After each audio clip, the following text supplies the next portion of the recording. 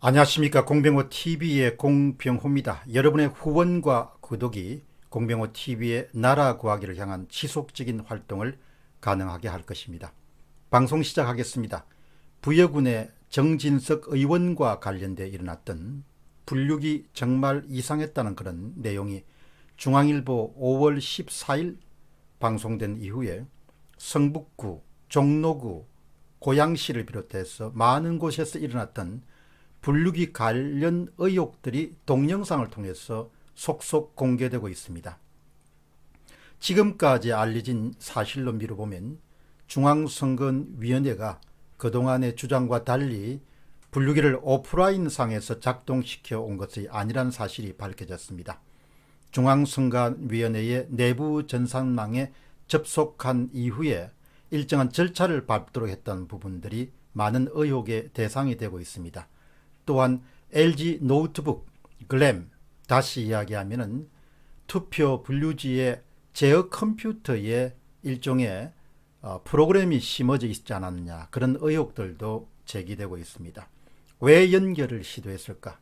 어떤 정보를 입력했을까? 어떤 정보를 받게 됐을까? 이런 과정에서 또 어떤 일들이 일어났을까? 이런 의심들이 일반인뿐만 아니고 전문가를 중심으로도 많이 제기되고 있습니다. 5월 15일 날 저는 개수기 제어 컴퓨터의 비밀, 무엇을 다운로드 받았는가라는 그런 제목의 방송을 내보낸 적이 있습니다.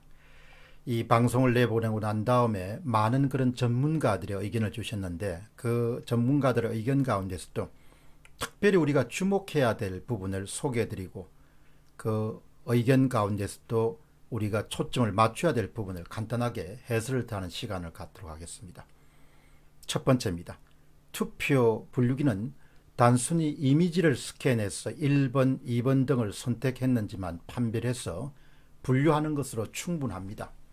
기초 코드 같은 것을 내부 전산망에 접근해서 다운로드 받을 필요가 전혀 없습니다.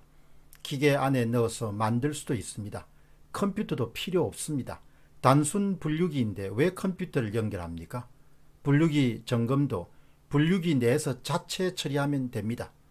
모든 개표기는 동일하게 작동해야 됩니다. 기술적으로도 어려운 문제가 아닙니다. 표에 기표된 것만 처리하면, 그리고 분류하면 됩니다. 각 지역구마다 다르게 처리된다는 것 자체가 이상합니다. 바로 이것은 지역구에 대한 관련된 정보를 입력해서 내부 전산망과 접속을 시도하는 그 부분을 지적한 겁니다. 각 지역구마다 다르게 처리된다는 것 자체가 이상합니다.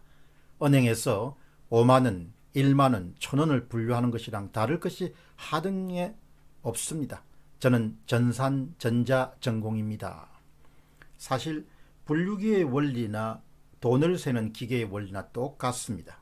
그 점을 염두에 두면은 이렇게 지역별로 차별화를 시도하기 위해서 중앙선관위의 내부 전산망에 접속해서 어떤 정보를 입력하고 뭔가를 주고받는 관계라는 것이 많은 사람들의 의혹의 대상이 되고 있는 것이 사실입니다. 두 번째는 지폐를 세는 기계에 또는 1번, 2번, 3번, 4번을 확인하는 OMR 분류기를 지역을 도봉, 노원, 춘천을 왜 선택해야 되는가요? 보정값을 대입시켜서 아쉽게 뒤지는 춘천, 광진 등을 사전선거로 뒤집어진 지역을 수개표로 이루어져야 된다고 봅니다. 1번, 2번, 3번을 체크해서 분류하는데 왜 지역 코드를 다운받아야 되는지 이해가 되지 않습니다. 이런 말씀은 바람과 별빛 수락사님이 주셨습니다. 세 번째, 아주 중요합니다. 공박사님, 제가 처음에 조작의 핵심으로 분류기를 의심했던 것을 댓글로 남긴 적이 있습니다. 분류기는 컴퓨터에 연결된 프린터처럼 자체로는 구동될 수가 없습니다. 구동 프로그램이 있어야 가능합니다. 그것이 바로 서버 프로그램입니다.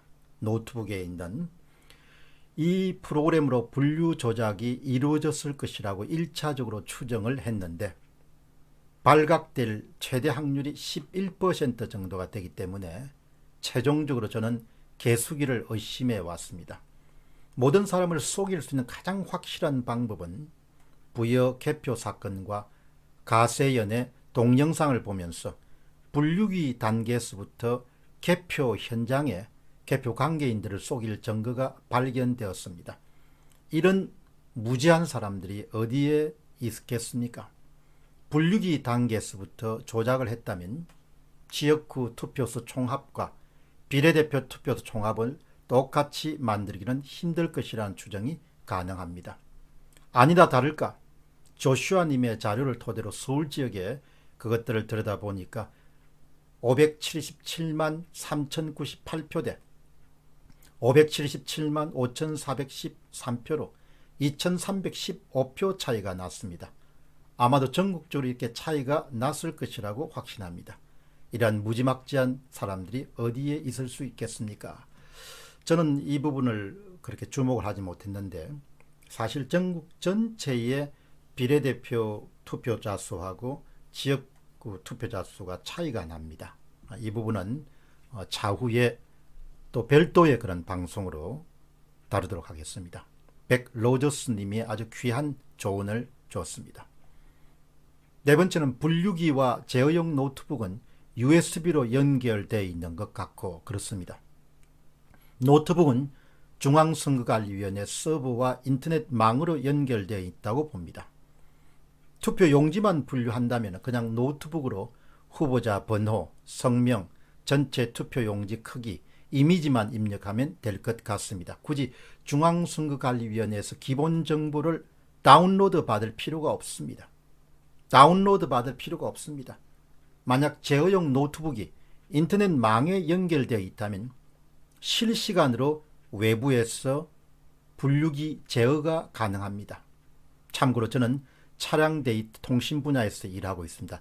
조업초우님입니다. 조업초우님이 아주 중요한 마지막 문장이 아주 중요합니다. 제어용 노트북이 인터넷망에 연결되어 있다면 실시간으로 외부에서 투표 분류기 제어가 가능합니다. 이 부분입니다. 얼마든지 가능한 것이죠. 현재 밝혀진 그런 정황으로 미뤄보면 인터넷망을 처음에 접속하고 그 이후에 계속 접속되었는가는 확신할 수 없습니다만 그렇게 접속되어 있었을 가능성도 상당히 높습니다. 다섯 번째입니다. 분류기 운영 프로그램을 만들 때 내부 코드를 약간 조작하면 모든 개표소에서 조작이 가능합니다. 저는 프로그램 만든 사람 및 코드를 확보하면 좋지 않을까요? 분류기 운영 프로그램을 만들 때 내부 코드를 약간 조작하면 모든 개표소에서 조작이 가능합니다. 이런 부분들도 참 중요하죠. 그러니까 분류기를 제어하는 운용 프로그램에 무슨 해답이 있을 수 있다. 그 다음에 그건 H킴님입니다. 여섯 번째입니다. 분류기에서 무효표도 일본으로 분류되는 것을 봐서 노트북에서 조작된 프로그램이 있을 거라는 의심이 듭니다. 이 부분도 아주 중요합니다. 그러니까 원격으로 중앙서버에서 뭔가를 다운로드 받는 그런 시나리오도 있지만 노트북 상의 어떤 운용 프로그램에 일종의 프로그램이 숨어 있지 않느냐 이런 의심을 제기하시는 분이 계시네요. 인식 센서는 일단 불량하다고 봅니다. 무효표를 가리는 센스 기능이 없다고 봅니다. 임병와이님입니다. 일곱 번째입니다. 분류기는 단순 기계가 아니고 인베디드 프로세서 컴퓨터 칩이 들어있는 일종의 컴퓨터 메모리 시스템이라고 볼 수 있겠습니다. 세라님이십니다. 여덟 번째입니다. 당연히 서버와 제어용 컴퓨터가 연결되어 있습니다. 연결되어 있다면 서버와 통신은 항상 가능합니다. 서버에서 임의의 포트 번호를 열고 조작 서버를 가동시키면 조작 서버와의 통신은 정상 서버와의 통신과 같은 것입니다.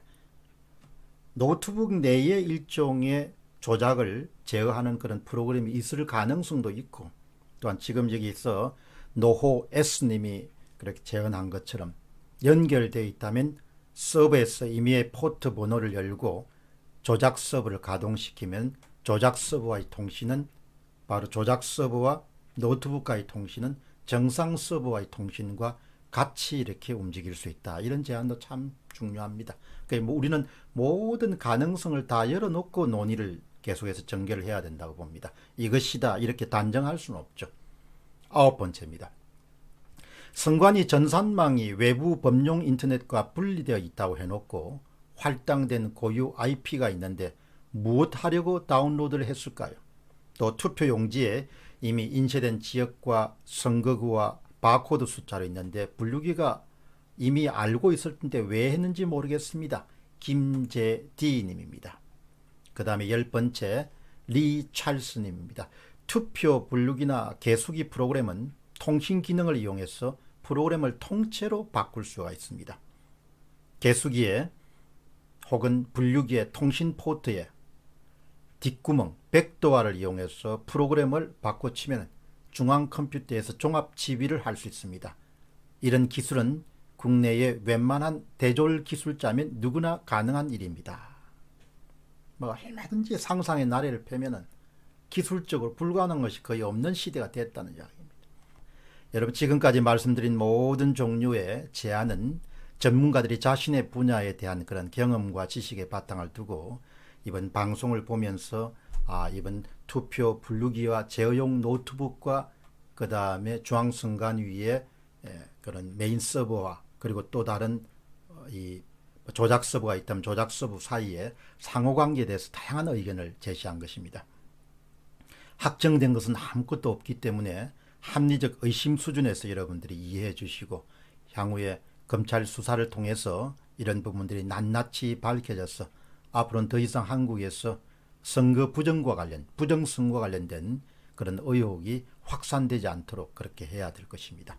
저는 앞으로도 계속해서 여러분들의 그런 기대에 부응할 수 있도록 계속해서 우리 사회가 더 나은 사회가 될 수 있는 초석은 바로 공정한 선거에 있다고 생각하기 때문에 선거 관련 의혹을 계속해서 탐사하도록 하겠습니다.